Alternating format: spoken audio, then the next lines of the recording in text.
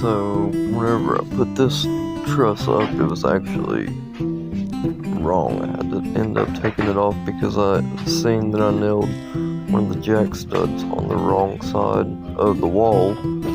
So, I actually ended up had to take this down right after I put it up. And it fit like a glove. But part of it when you're building a tiny house by yourself.